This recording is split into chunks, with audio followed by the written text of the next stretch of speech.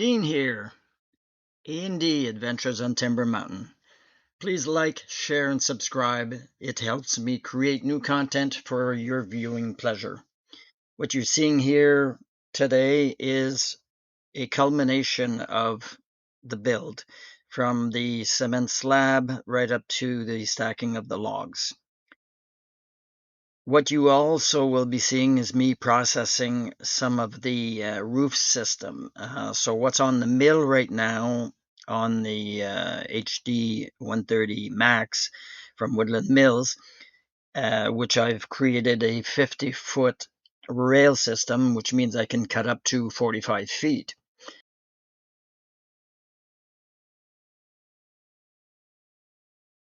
Also, what you're going to see is the actual size of the beams that I'm using. They're 8 by 8.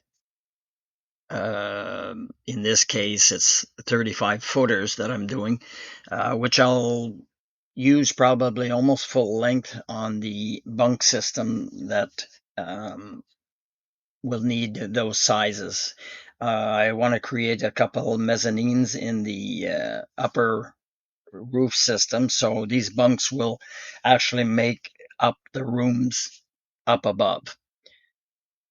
Also, while I'm cutting this, I'm also cutting the roof rafters, or the planks for the roof rafters. Again, the Woodland Mills does a great job of it. If you are good at it, it makes real nice lumber. And what you're seeing now is 18 foot of 2 by 10. And the next picture will be me starting the process of making bunks. So I'm taking the 8 by 8 timbers that I've just milled, and I'm creating an 8-foot high by 12-foot interior system. This will give my upper floors, or my upper mezzanines as I'm building, 2 rooms 12-foot wide by 25 feet long. So I've created a monster, I'll say. I've created these bunks for that system.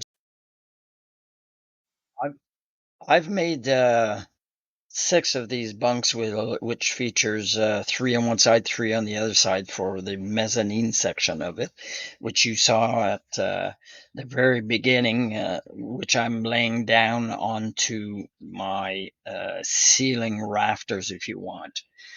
The tractor makes easy work of it because you cannot handle that size of log that big. And I've made, like I said, made 6 of them, and they're going to be leaning up the on the building, ready to lift into position. I've also made with my excavator, which I'm using as a lifting device. I've also made a jib, which actually works very well, and it gives me a fairly good reach. The jib is 8 foot long, so it gave me about 20 foot of reach, so that's pretty good. Invention is no, how is it? No, necessity is the mother of invention. Well, it's time to put these bunks up there.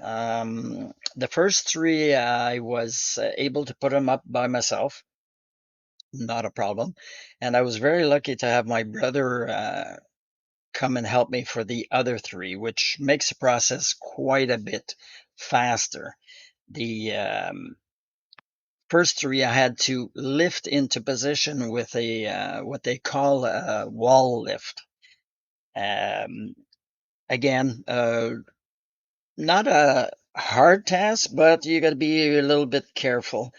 They are heavy, and the wall lift is a manual tool, which usually they use in the stick frame process, uh, which means you're lifting a whole wall at the same time with these items. Um, what you're seeing here is me in position. I put braces up there so that you will, once you're up at that 90 degree, you're able to fasten it temporarily with bracing. The three bunks that you see now were the first ones that I did myself.